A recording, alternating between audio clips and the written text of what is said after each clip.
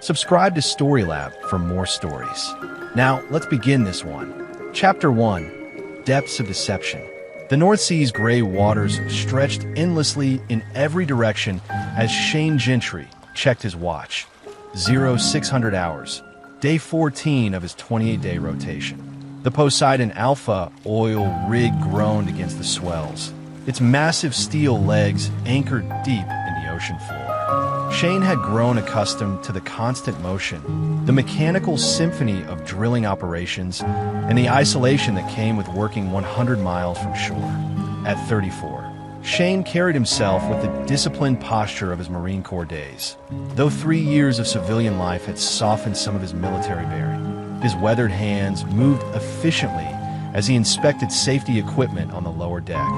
Muscle memory from countless patrols in Afghanistan guiding his methodical approach. Gentry, Douglas Fitzpatrick's voice boomed across the platform. The rig manager was a mountain of a man with graying temples and the kind of presence that commanded respect from the 100-man crew. Need you topside. Equipment inspection reports due. Shane nodded, securing his tools. The work was honest, dangerous, and well paid. Exactly what he needed after the divorce. 3 years ago, when Tracy had served him papers, citing his inability to adjust to civilian life and his emotional distance, Shane had felt his world collapse. The custody battle that followed had been brutal, leaving him with weekends and holidays with 8-year-old Charlie, while Tracy got primary custody. His phone buzzed. A text from Charlie. "Dad, when are you coming home? I miss you." Shane smiled, typing back. 2 weeks, buddy. We'll go fishing at Lake Morrison like we planned. Love you." The response came quickly. "Love you too, Dad. Be safe." These messages were Shane's lifeline during the long rotations. Charlie was everything to him, the one pure thing that had survived the wreckage of his marriage. The boy had Tracy's dark hair, but Shane's determined jaw, and an intelligence that reminded Shane daily why he worked these dangerous waters. "Gentry, you copy?" Douglas's voice crackled through his radio. "On my way, boss." Shane climbed the metal stairs to the command center, passing crew members from a dozen different countries. The international nature of offshore work suited him. Here, your past didn't matter as much as your competence and reliability. "How's the family?" Douglas asked as Shane handed over the inspection sheets. "Charlie's good.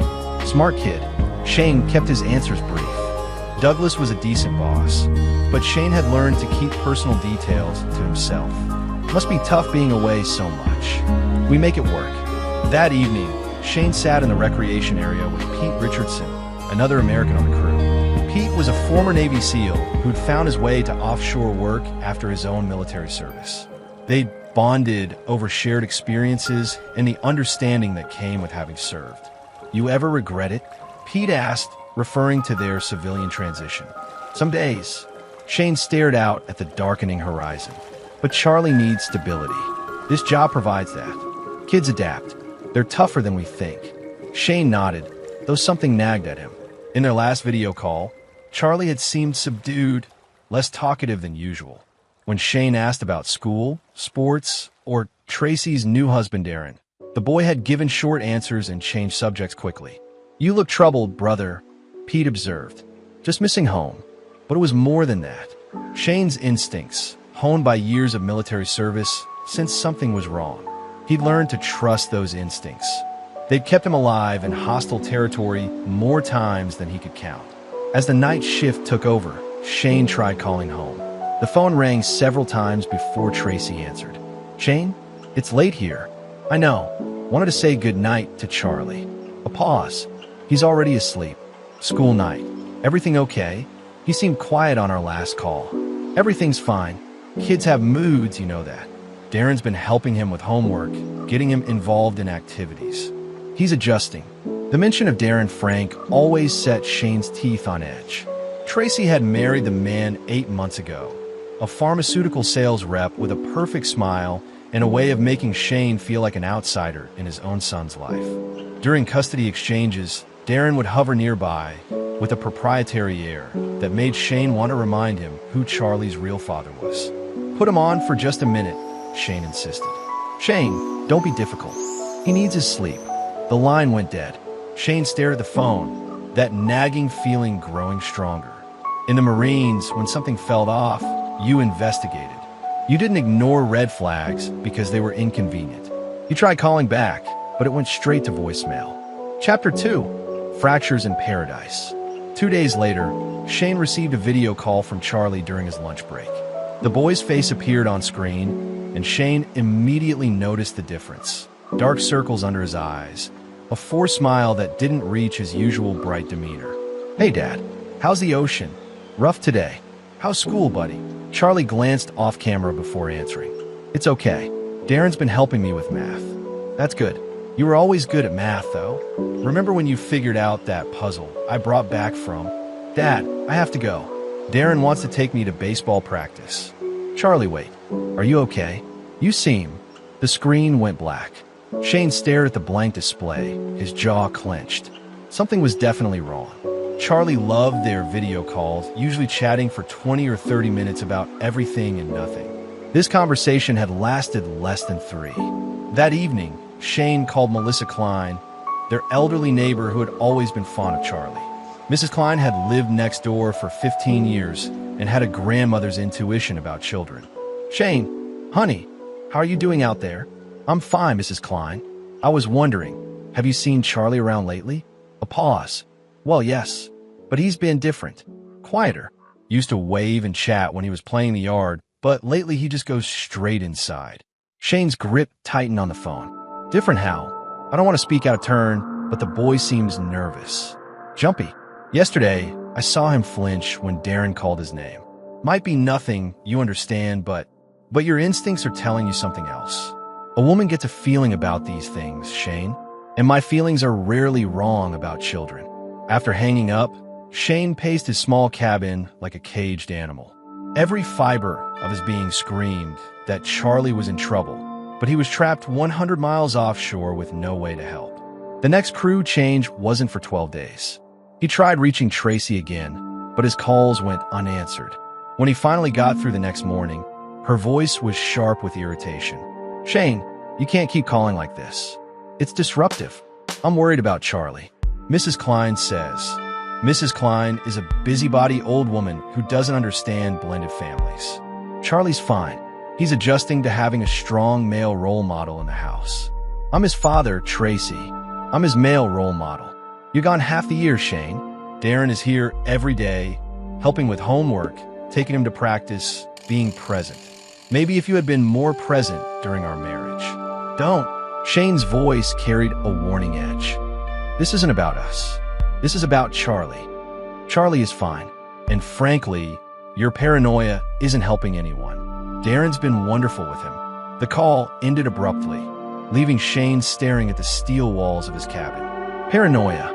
The word stung because it echoed criticisms from his marriage, that he was too suspicious, too controlling, too unable to trust. But those same suspicious instincts had kept his Marines alive. They detected IEDs, identified hostile movements, and prevented ambushes. Shane had learned the hard way that paranoia was often just pattern recognition in disguise. He spent the next day working with renewed intensity, channeling his anxiety into physical labor. But every quiet moment brought images of Charlie, nervous, subdued, flinching at Darren's voice. That evening, Pete found him in the gym, attacking a punching bag with methodical precision. "Want to talk about it?" "Family stuff." Shane's fists maintained their rhythm. "Kids acting strange. Ex-wife says I'm paranoid. You served 3 tours in Afghanistan. Your paranoia is probably better calibrated than most people's common sense." Shane paused, breathing hard. "Problem is, I can't do anything from here." "Maybe you don't have to." Pete handed him a towel. "I've got a buddy stateside, private investigator. Former military. Discreet. Could do some wellness checks, casual observation. Put your mind at ease. I don't want to escalate things unnecessarily. Knowledge isn't escalation. It's preparation." That night, Shane made the call. Chapter 3. The call that changes everything. Joshua Walsh had been a military police officer before transitioning to private investigation. His voice carried the professional calm that Shane recognized from his own military experience. I understand your concerns, Mr. Gentry. Blended family situations can be complicated. What I can do is conduct some discreet observation, school pickup, neighborhood reconnaissance, general welfare assessment. I don't want to violate custody agreements or create legal problems. Everything I do will be completely legal. Public observation, nothing more. Give me 3 days. Shane provided addresses, schedules, and background information, then tried to focus on work while waiting for Walsh's report. The days crawled by with agonizing slowness. On the 3rd day, as Shane completed his afternoon equipment checks, his phone rang. The number was unfamiliar, but something about its urgency made him answer immediately. Shane. The voice was Melissa Klein's, high-pitched with panic. Shane, honey, you need to know, the police are here. Shane's world tilted. Around him, the familiar sounds of the rig faded to background noise. What? Mrs. Klein, what are you saying? There are 2 police cars in your driveway. I saw Charlie come out with an officer. Shane, that poor baby. He has marks on his neck. The phone slipped from Shane's numb fingers, clattering to the deck. He scrambled to retrieve it, his hands shaking with a rage he hadn't felt since combat. Mrs. Klein? Mrs. Klein, are you there? I'm here, honey. They're talking to Charlie now. He's sitting in the police car, but I can see him from my window. Oh, Shane, what that monster has done. Is Charlie hurt? Is he? Shane's voice cracked. He's talking to the officers. I can't hear what he's saying, but oh my God, Shane. I just heard him. He's telling them that Mom's boyfriend put the dog's shock collar on him. He kept pressing the button. The phone felt like it weighed 1,000 pounds in Shane's hand. Images of Charlie, his laughing, bright boy, being tortured by that piece of human garbage flooded his vision. The marks on his neck, the fear in his eyes, the way he'd flinched during the video calls. Shane? Shane, are you there? I'm here. His voice was barely recognizable, even to himself. Mrs. Klein, I need you to stay close to the situation. Call me if anything changes. I'm coming home. But honey, how? Aren't you trapped out there? Shane looked up at the platform's superstructure, his mind already calculating possibilities. I'm coming home. He found Douglas Fitzpatrick in the command center, reviewing weather reports. The rig manager took one look at Shane's face and immediately gave him his full attention. What's happened? My son's been hurt. I need to get off this rig. Now, Douglas studied him for a moment. Shane, you know the protocols. Weather's marginal, and we're not due for crew change for Doug. Shane's voice carried the authority of a man who had led Marines in combat.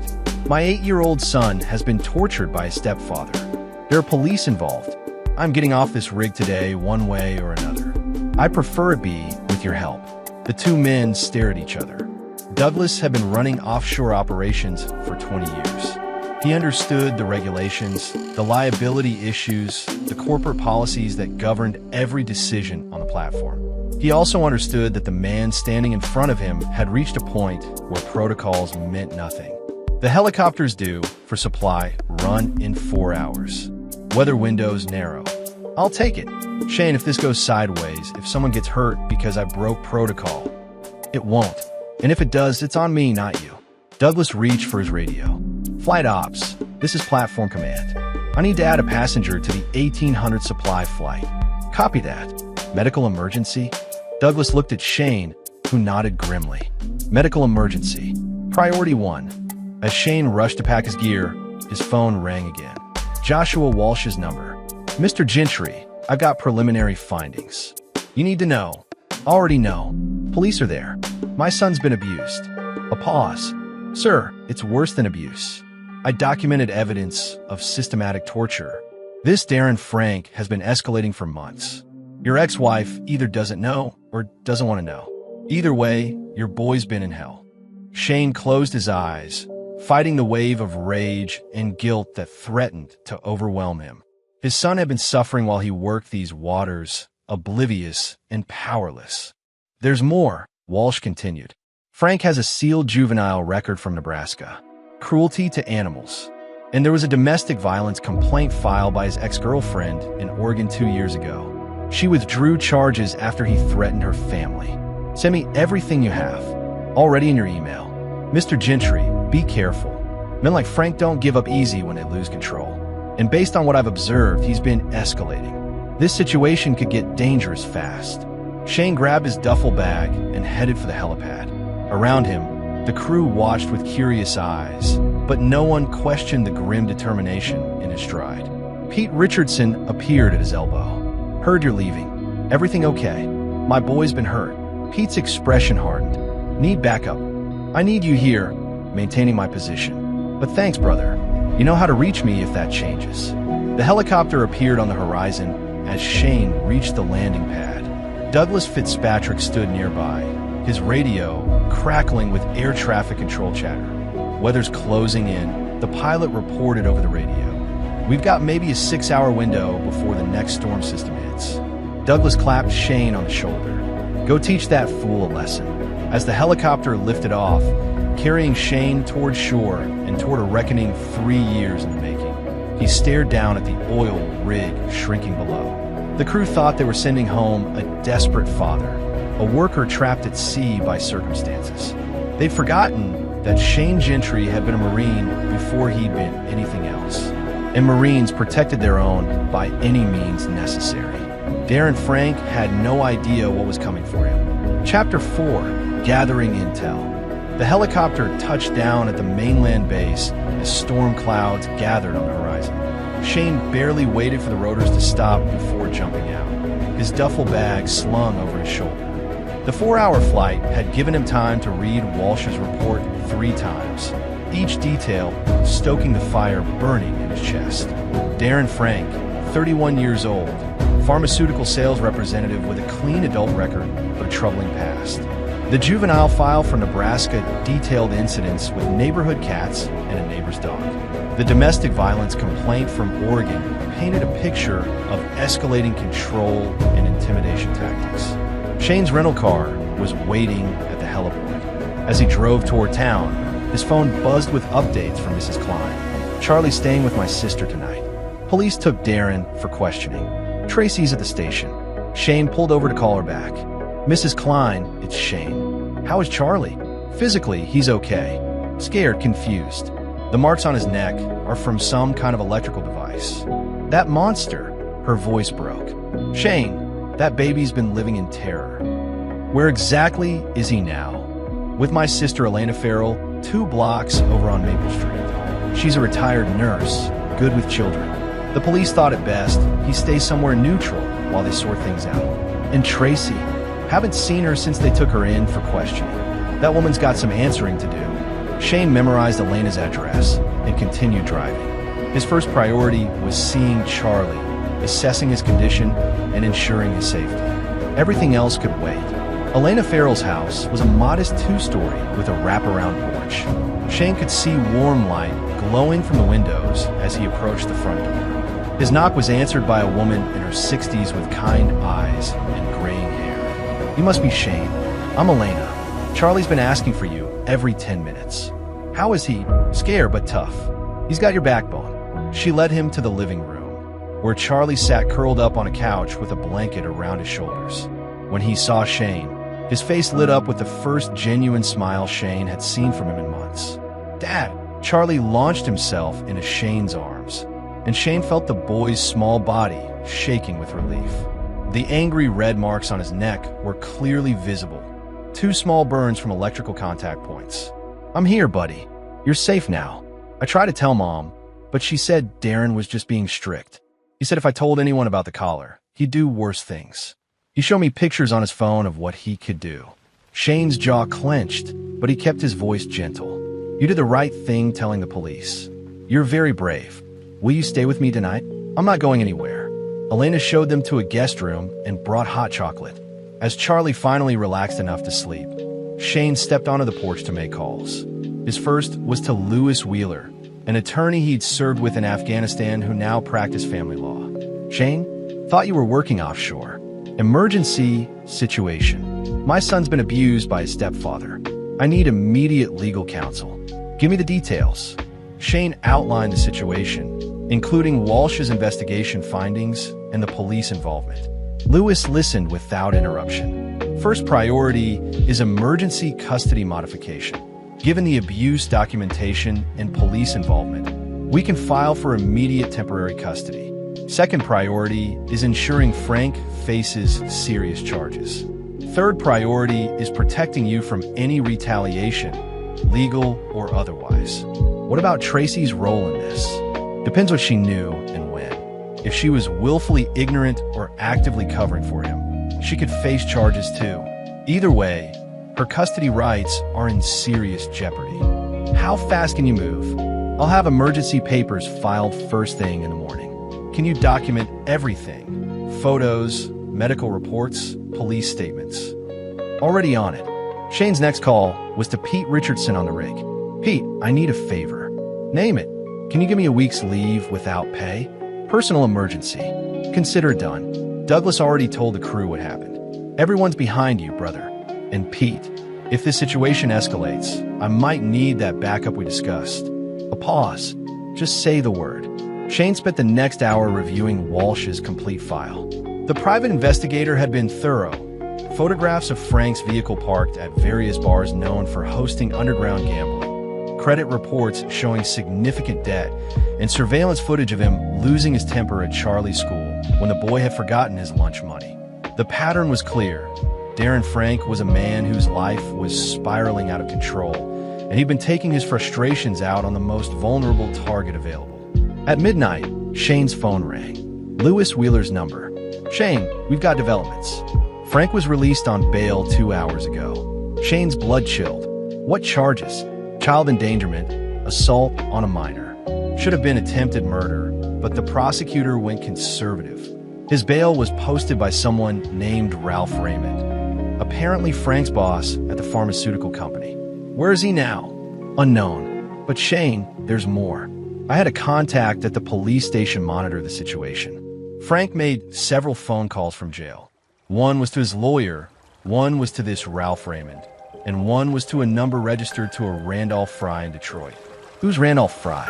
Still working on that. But preliminary research suggests he's connected to debt collection, the violent kind. Shane processed this information. Frank was out of jail, possibly desperate, and had connections to dangerous people. Charlie was safe for now, but that could change quickly. Lewis, I need you to file a restraining order along with a custody modification. And I needed to include electronic monitoring requirements. I'll do what I can, but you know how these things work. Paper doesn't stop bullets. Shane ended the call and walked through Elena's house, checking locks and sightlines. Old habits from convoy security in Afghanistan. The house was defensible, but not ideal for an extended standoff. His phone buzzed with a text from an unknown number. Your boy cried like a baby. Hope you enjoyed your time at sea, because it's the last piece you'll know. Shane stared at the message, feeling something cold and familiar settle into his chest. It was the same feeling he'd had before clearing buildings in Fallujah, the calm clarity that came when someone crossed a line that couldn't be uncrossed. He forwarded the text to Lewis and Walsh, then began making preparations. Frank wanted to escalate. Shane would accommodate him. But Frank had made one critical mistake. He'd threatened Shane's child while thinking he was dealing with just another divorced father. He wasn't. He was dealing with a United States Marine who had spent 3 tours learning how to neutralize threats to innocent people. And Shane was about to give Darren Frank a comprehensive education in the difference. Chapter 5, The Predator's Network. The next morning brought both relief and complications. Lewis Wheeler arrived at Elena's house with temporary custody papers, signed by a sympathetic judge who had fast-tracked the emergency hearing. Charlie's yours until the full custody hearing, Lewis explained as they sat at Elena's kitchen table. But there's a problem. Tracy's been charged as an accessory. She admitted to knowing about the discipline methods, but claimed she thought they were harmless. Shane looked through the window, where Charlie was playing in the backyard with Elena's dog. The first time he'd seen the boy truly relaxed in months. What kind of sentence are we looking at for Frank? If we're lucky, 5 to 7 years. If we're not, he'd plead bargains down to probation and anger management classes. That's not acceptable. Lewis studied Shane's face. Shane, I know what you're thinking. Don't. You got custody now. Don't throw it away by doing something stupid. Before Shane could respond, his phone rang. Joshua Walsh. Mr. Gentry, we need to meet. I've uncovered information about Frank that changes everything. They agreed to meet at a diner on the outskirts of town. Shane left Charlie with Elena, promising to return within 2 hours. Walsh was waiting in a corner booth, a thick file folder on the table between them. The private investigator looked like he'd been up all night. Frank's not just an abuser, Walsh began without preamble. He's part of an organized network. The Randolph Fry connection led me down a rabbit hole you're not going to like. He opened the folder, revealing surveillance photographs, financial records, and what looked like screenshots from online forums. Fry runs a debt collection operation, but that's just the front. The real business is human trafficking, specifically children. Frank's been recruiting for them. Shane's vision tunnel. Recruiting how? Identify vulnerable families, gain access through romantic relationships with single mothers, then gradually isolate the children. Some are sold outright. Others are used for other purposes. Walsh slid a photograph across the table. It showed Frank at what appeared to be a social gathering, standing next to 2 other men Shane didn't recognize. The man on the left is Rich Larkin, runs similar operations in 3 other states. The man on the right is Sean Walls, handles transportation and logistics. Charlie wasn't just being abused, Shane. He was being conditioned for sale. The words hit Shane like physical blows. His son, his bright, trusting boy, had been targeted by monsters who saw him as nothing more than merchandise. How long have you known this? I got confirmation 2 hours ago. I've been working with federal contacts all night. The FBI is interested, but they move slowly. This network's been operating for years. What about local law enforcement? Walsh's expression darkened. That's the other problem. Frank made his phone calls from jail for a reason. Randolph Fry owns a bail bonds company that's been used by Ralph Raymond's pharmaceutical company for years. Raymond's been covering for Frank's activities because Frank's been feeding him information about families he meets through his sales routes. Shane absorbed this information, his mind automatically shifting into tactical planning mode. A network this sophisticated wouldn't be taken down by conventional legal channels. There were too many connections, too much money involved, and too many people with reasons to make problems disappear. Give me everything you have, Shane said. Shane, this isn't something you can handle alone. These people are dangerous. I've dealt with dangerous people before. Walsh studied him for a moment, recognition dawning in his eyes. You're thinking like a soldier instead of a father. Right now, those are the same thing. That afternoon, Shane made a series of phone calls from Elena's porch while Charlie napped inside. The first was to Pete Richardson on the oil rig. Pete, I need you to request immediate leave. Already did. Helicopter's picking me up in 2 hours. What's the situation? Bigger than we thought. It's not just about Frank anymore. The second call was to Dominic Heath, a former Marine from Shane's unit who now worked private security in Detroit. Coincidentally, Randolph Fray's base of operations. Shane, heard you were working oil rigs. What's happening? Shane explained the situation. Dominic listened with the professional attention of someone who'd spent years dealing with hostile situations. I know Fray's operation, Dominic said when Shane finished. Been wondering when someone would finally move against them. Local cops are bought and paid for. Feds are building a case that'll take years. These bastards are untouchable through official channels. But not through unofficial ones? No, not through unofficial ones. The third call was to Ross Bartlett, a combat medic from Shane's unit who transitioned to emergency medicine but maintained his military connections. If things went wrong, Shane would need someone he trusted to provide medical support. I'm not asking you to do anything illegal, Shane explained. Just be available if we need medical assistance. For Charlie? For anyone who might get hurt stopping the people who hurt Charlie. A long pause. I'll be available. By evening, Shane had assembled a team of 5 former military personnel, all of whom had their own reasons for wanting to see predators like Frank and his network permanently stopped. They weren't vigilantes. They were soldiers who'd sworn to protect the innocent and had never considered that oath to have an expiration date. Lewis Wheeler arrived as Shane was reviewing tactical plans on Elena's kitchen table. Shane, what are you doing? Ensuring my son's safety. By planning what looks like a military operation? Shane looked up at his friend and former brother-in-arms. Lewis, this network has been operating for years. They've stolen and destroyed dozens of children's lives. The legal system moves too slowly, has too many holes, and these people have too much influence. Sometimes the only way to stop a predator is to become an apex predator. You're talking about vigilante justice. I'm talking about effectiveness. Lewis sat down heavily. If you do this, whatever you're planning, you could lose custody of Charlie permanently. You could go to prison. If I don't do this, Charlie's never truly safe. None of the children in this network's crosshairs are safe.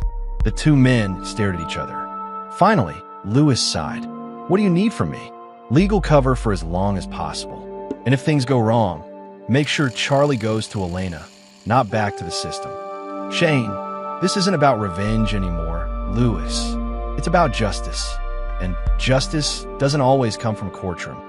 That night, as Charlie slept peacefully for the first time in months, Shane finalized plans that would either free his son from the shadow of evil forever, or destroy everything Shane had left to lose. Chapter 6, Allies and Assets. Pete Richardson arrived the next morning looking like he'd never left military service. Despite 3 years of civilian life, he moved with the purposeful efficiency Shane remembered from their deployment days. They met at a truck stop outside town, away from curious eyes. Brought some friends, Pete said, nodding toward a black pickup truck where two men waited. The first was Hugh Sellers, a former Army Ranger who'd transitioned to private military contracting.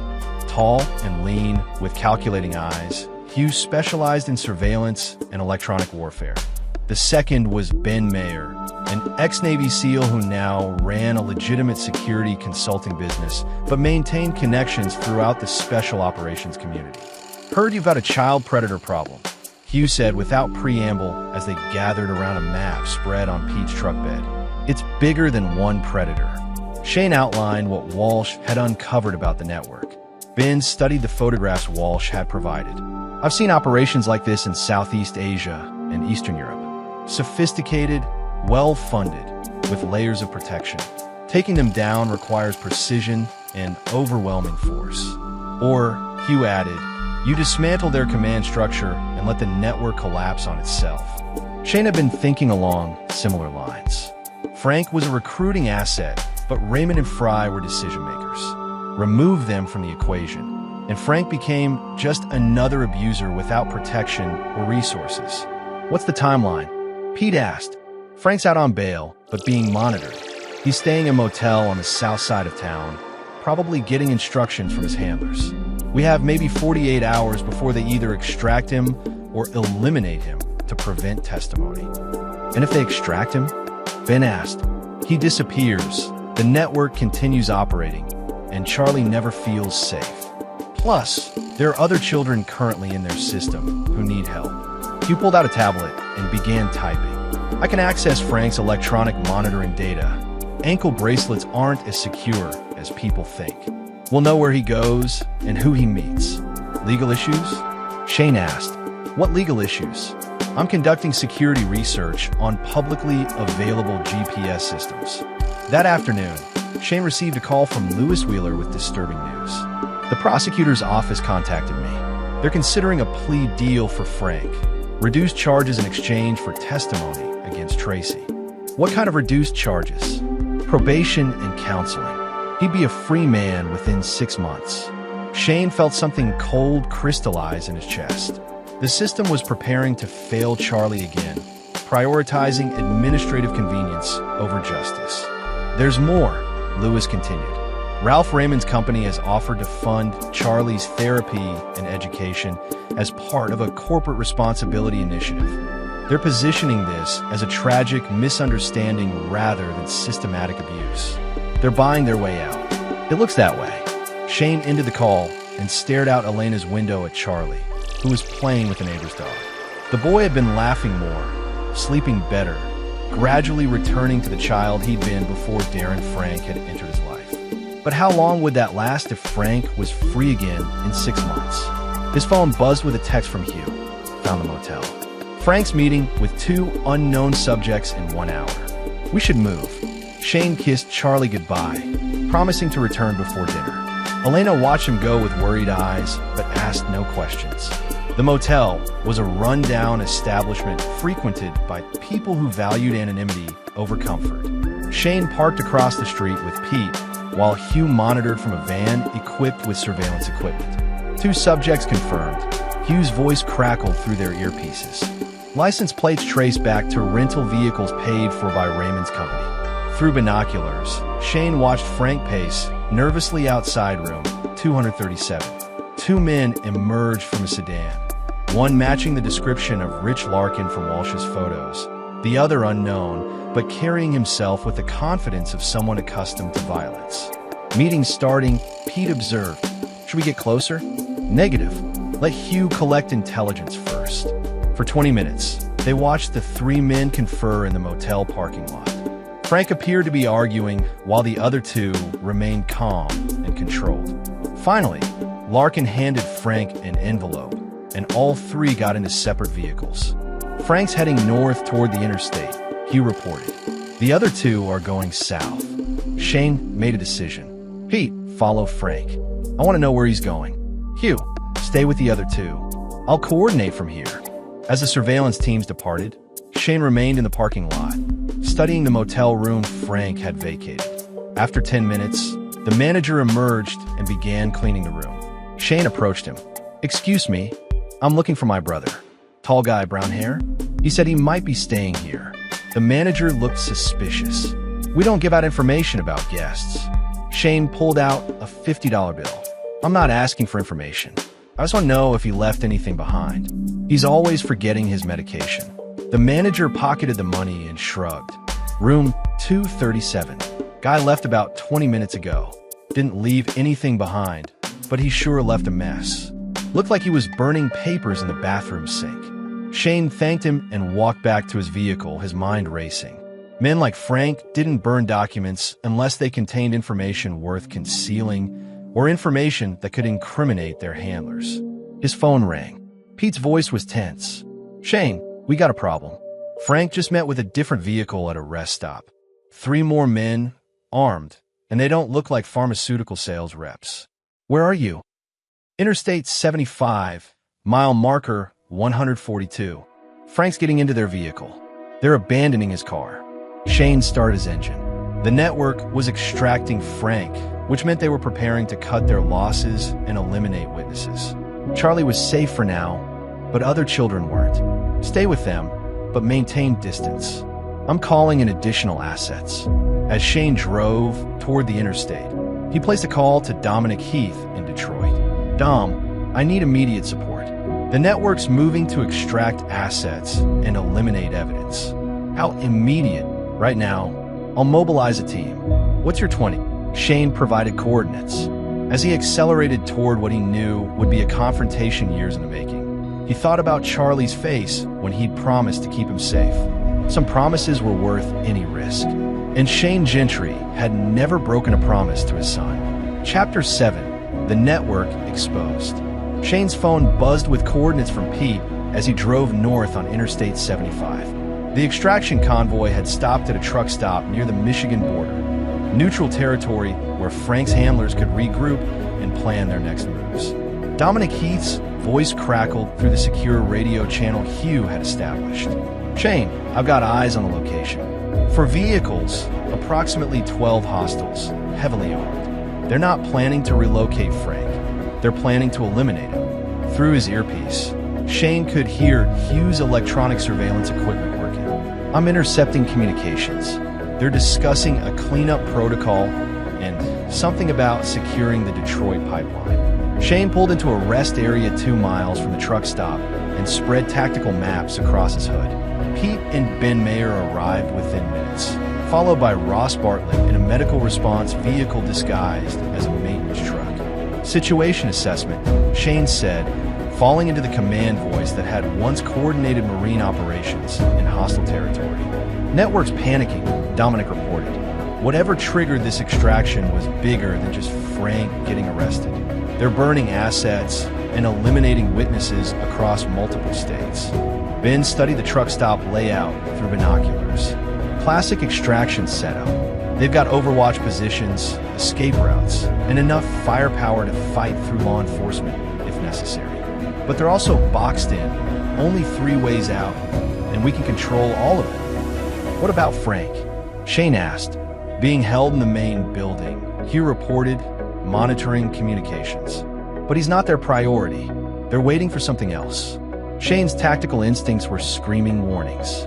Networks this sophisticated didn't expose themselves unless forced to by external pressure. Something had spooked them badly enough to abandon years of careful operational security. His phone rang. Joshua Walsh. Shane, where are you? Following a lead. Why? Because FBI raided Ralph Raymond's pharmaceutical company 2 hours ago. They found evidence of a massive child trafficking operation. Client lists, financial records, transportation schedules. Your son's name was on a delivery manifest schedule for next week. The words hit Shane like a physical blow. Charlie hadn't just been targeted for abuse. He'd been marked for sale and transportation. The police investigation had interrupted a purchase order. There's more, Walsh continued. The FBI found evidence of law enforcement corruption in 4 states. Some of the deputies and prosecutors handling Frank's case were being paid to minimize charges and expedite release. Shane processed this information with growing fury and clarity. The plea deal Lewis had mentioned wasn't legal strategy. It was a purchased outcome designed to return Frank to operational status quickly. Walsh, get this information to Lewis Wheeler immediately, and get copies to every news outlet in the state. Already done. But Shane, be careful. These people are going to be desperate now. Desperate enough to do anything. As if summoned by Walsh's warning, Dominic's voice cut through the radio. Movement at the truck stop. They're loading Frank into a vehicle, but they're also bringing out 2 children, a girl about 10, a boy maybe 12. Both appear to be drugged. Shane's decision crystallized instantly. This wasn't about Frank anymore, or even about justice for Charlie. There were children in immediate danger, and Shane had the capability to help them. All units, this is now a rescue operation. Primary objective, secure the children. Secondary objective, neutralize network assets. Pete, take Ben and move to the north exit. Dom, cover the south. Hugh, electronic warfare and communications intercept. Ross, stand by for medical support. Shane, Ben's voice carried a warning. Once we move, there's no going back. This becomes a federal incident. Those children don't have time for federal procedures. Shane checked his equipment, tactical vest, communications gear, and the sidearm he'd carried through 3 combat deployments. Around him, his team was making similar preparations with the practiced efficiency of men who'd done this before in much more dangerous circumstances. Remember, Shane said as they prepared to move, we're not vigilantes. We're American citizens protecting American children from human traffickers. The law is on our side, even if some of the people sworn to enforce it aren't. Dominic's voice crackled through the radio. Shane, you need to see this. They're not extracting Frank, they're executing him. Through his scope, Shane could see the truck stop parking lot where Frank knelt beside a van, while one of his handlers held a pistol to his head. The children were visible in the back seat of another vehicle, unconscious and helpless. All units go. Now, what followed was a brief, violent, and precisely coordinated engagement that showcased why Special Operations veterans never really stopped being soldiers.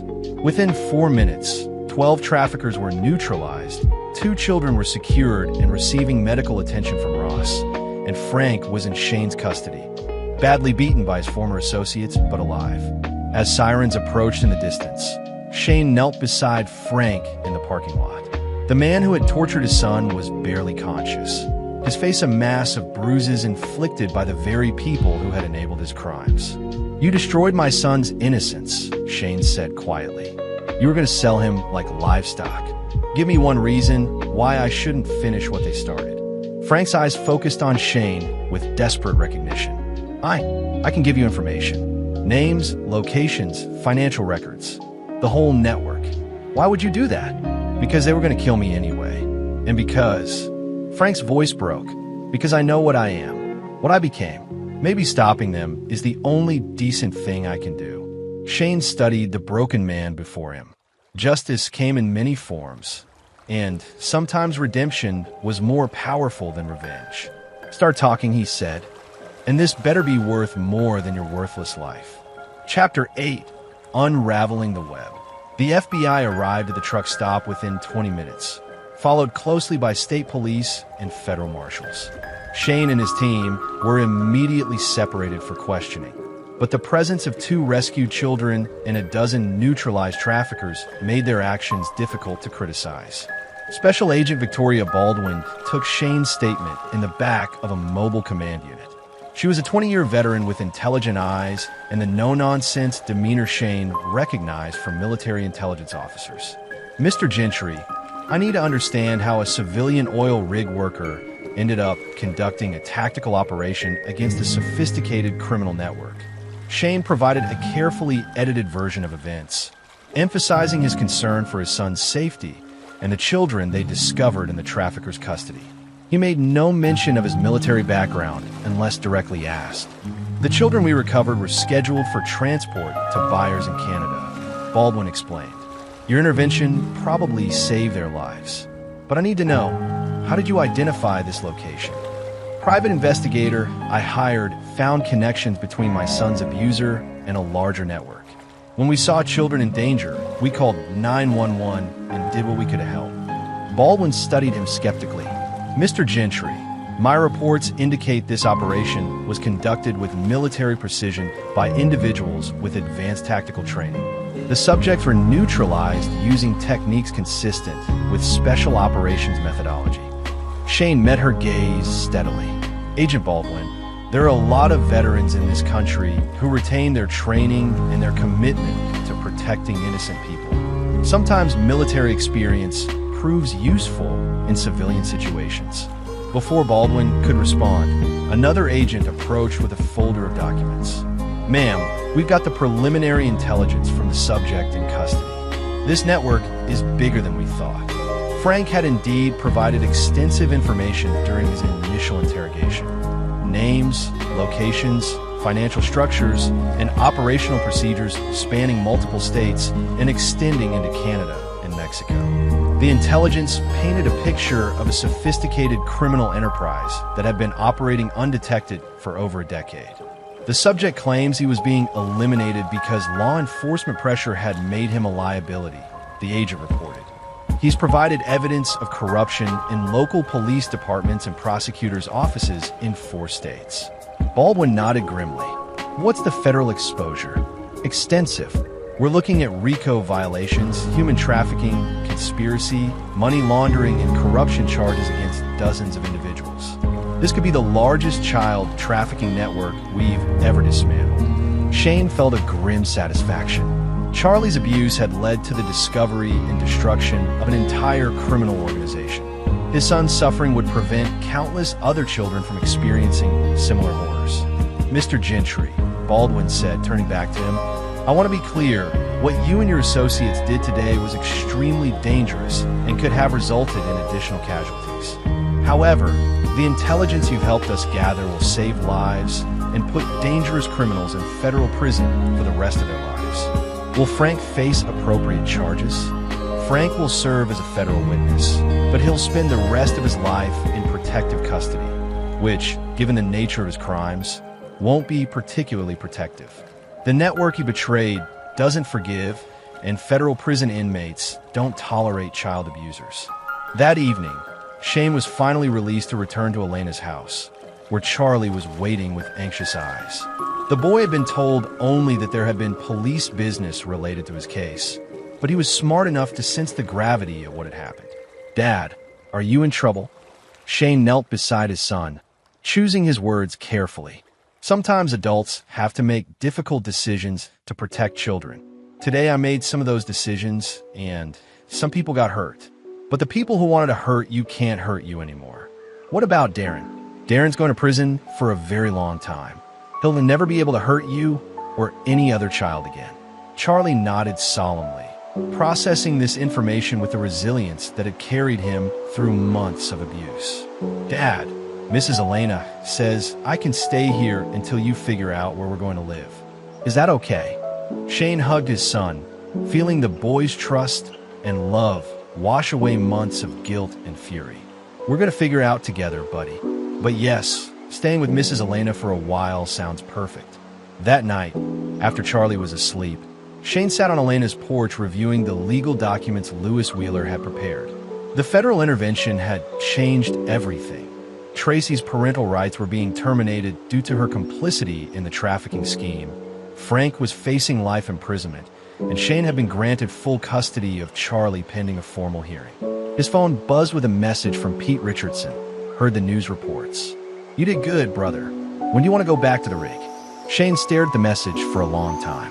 The oil rig represented financial security and a structured environment he'd used to rebuild his life after military service. But Charlie needed stability and presence more than Shane needed the isolation of offshore work. He typed back, "I'm not coming back. Time to try something different." The response came quickly, "About time. That kid needs his dad close. Let me know if you need references for stateside work."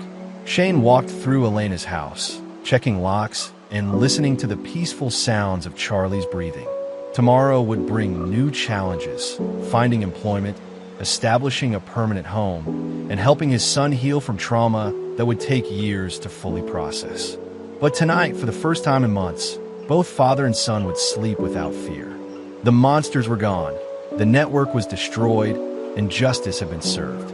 It wasn't the ending Shane had envisioned when he left the oil rig, but it was the ending Charlie deserved. And in the end, that was the only victory that mattered.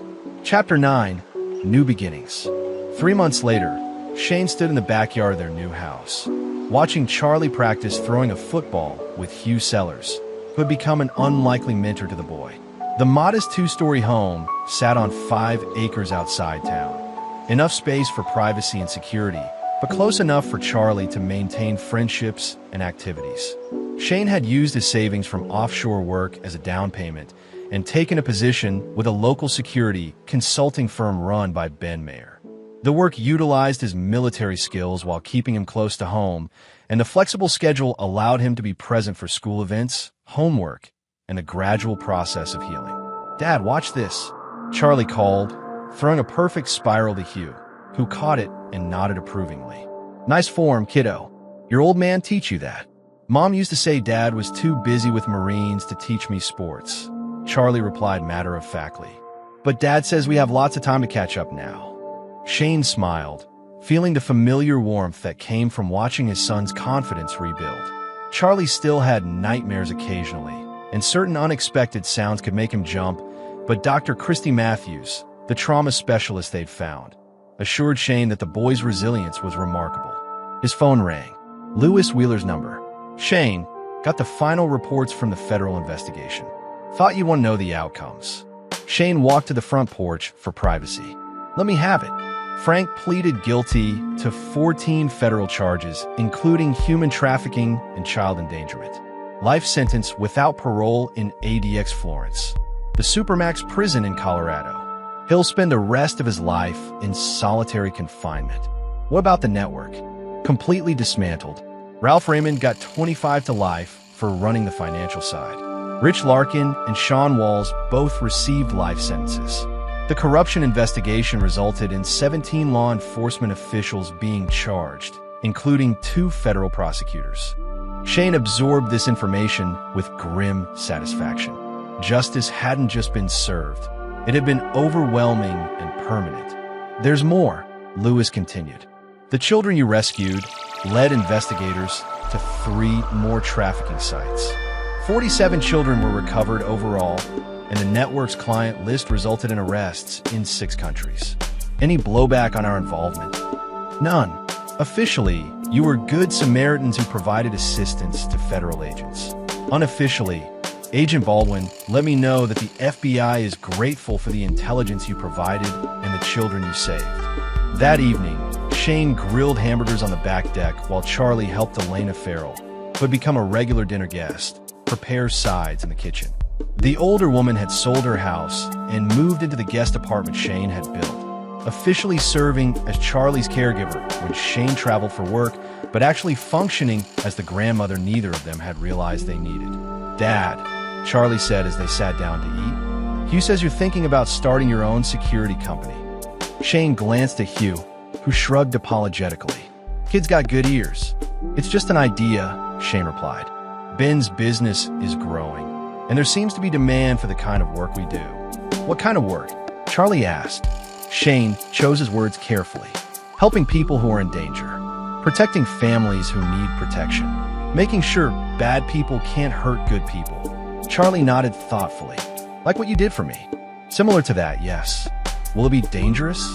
Shane met his son's eyes, seeing intelligence and concern that reminded him daily of why every risk had been worthwhile. Sometimes, but I'll always come home to you, buddy. That's a promise. After dinner, while Elena helped Charlie with homework, Shane sat on the porch with Hugh and reviewed business plans for Gentry Security Solutions. The company would specialize in personal protection, threat assessment, and what they euphemistically called problem resolution. You sure you want to do this? Hugh asked. You've got a good thing going with Ben's firm. Steady pay, minimal risk, close to home. Shane looked through the window at Charlie, who was laughing at something Elena had said while working through math problems. That boy went through hell because I was too far away to help him. I won't make that mistake again. This business could put you in dangerous situations. This business will put me in a position to help other families avoid what we went through. There are a lot of predators out there, Hugh, and not enough people willing to do what's necessary to stop them. Hugh nodded slowly. When do we start? We already have. Shane's phone buzzed with a text from an unknown number. Mr. Gentry, my name is Della Casey. I got your number from Agent Baldwin. My daughter has been missing for 6 months. The police say she's a runaway, but I know she was taken. Can you help? Shane stared at the message, feeling the familiar weight of someone else's desperation and hope. Somewhere, another parent was living the nightmare he'd experienced, and another child needed protection from monsters who believed they were untouchable. He typed back, Mrs. Casey, I'll call you in 10 minutes. We can help. Through the window, he could see Charlie working diligently on his homework, safe and secure in their home. The boy had survived the worst kind of evil and emerged stronger, but his recovery was an ongoing process that required patience, love, and the knowledge that the adults in his life would never again fail to protect him. Shane had learned that justice came in many forms. Sometimes it emerged from courtrooms and legal procedures. Sometimes it required direct action and personal risk. And sometimes it meant dedicating your life to ensuring that other families never experienced the terrors had endured.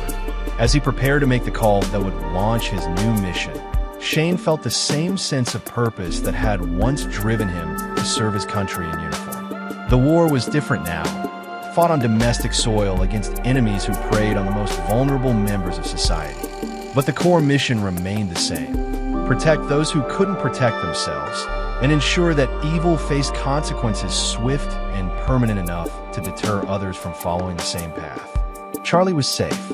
Other children were not. Shane Gentry had work to do. This is where our story comes to an end. Share your thoughts in the comments section. Thanks for your precious time.